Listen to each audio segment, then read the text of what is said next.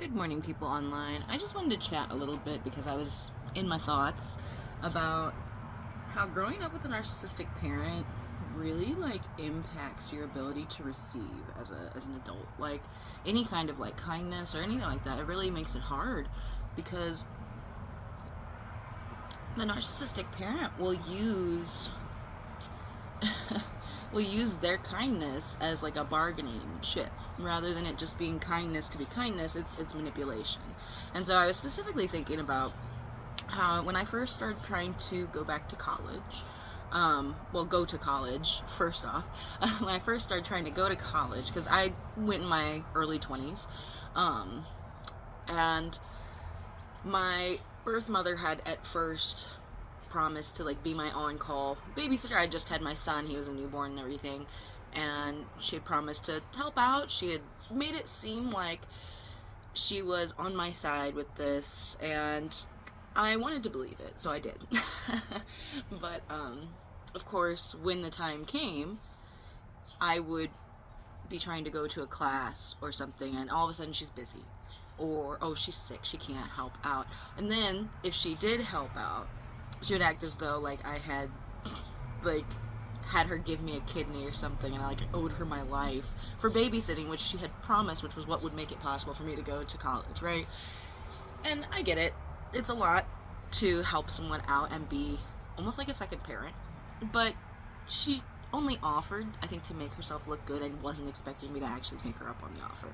And so then when I did, it was, oh, now you owe me. Now if you're not bowing and worshiping me, I'm gonna throw it in your face and I'm not gonna help you the next time, basically. And so going through, I think that's kind of traumatic in a way. It's more mild trauma, but I think it's more emotional trauma, like that almost feeling of betrayal and feeling like you can't count on the people who say that they are gonna be there for you, right? That hurts, and it doesn't necessarily, it hurts in the moment, but I think a lot of us don't realize how much it hurts long term, because then when we're in new situations, we find it hard to receive from others because we're wondering what strings come with this, and so in my own life, I have been working on gratefully receiving without fear, and I think that's the biggest thing that the narcissistic parent using gifts to hurt and manipulate you does, is that anytime you have the opportunity to receive, there's fear there, and fear is a hell of an emotion, right? It makes us do all kinds of fucked up, crazy things sometimes when we're afraid. Fear leads to desperation, and I've spent a lot of time talking in videos about how desperation will make humans do things that they never would do normally. The desperate person is willing to cross boundaries and break social contracts and all kinds of things like that out of desperation, and desperation comes from fear. But yeah, I just wanted to kind of touch on that because I think it's really important to talk about with people who have survived a narcissistic parent. You may not even realize, because I didn't realize for a really long time that I had an issue with receiving, and I think that is what blocked a lot of opportunities in my life.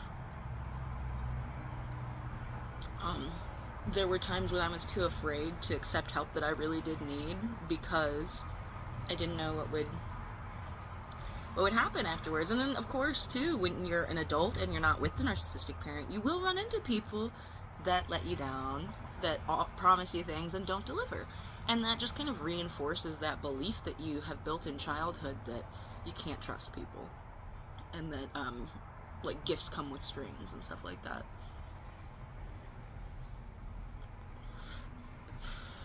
So I personally think it's really important for all of us to examine the ways in which the minor damage has affected our long-term functioning. Because, I mean, for myself, it put me in an abusive relationship where I was afraid to ask for help because I didn't know what would, on top of all the other things that come with leaving a domestic violence relationship, the fear of receiving help really kept me going back time and time again.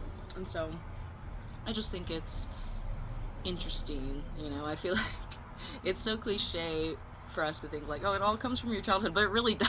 Like, so many of our issues as adults will come from almost innocuous seeming things, or normalized things rather, from childhood. Things that were normalized for us that may not be normal.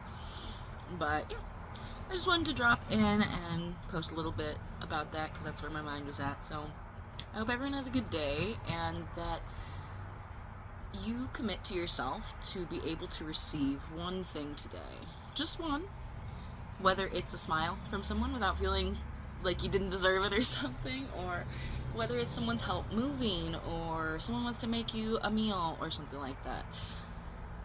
Just think about it more consciously. Like, do I have these hang-ups about receiving that I learned in childhood? And how much of my fear of receiving is me projecting that trauma, and how much is legitimate and realistic? Because some people, like I said, they'll say they want to do things and then they won't deliver, and that's just some people.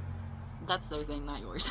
But for those people that we have in our lives that we know deliver on their promises, why we feel hesitant to receive, I think it's important to look at those things. So, alright, have a good one. Bye.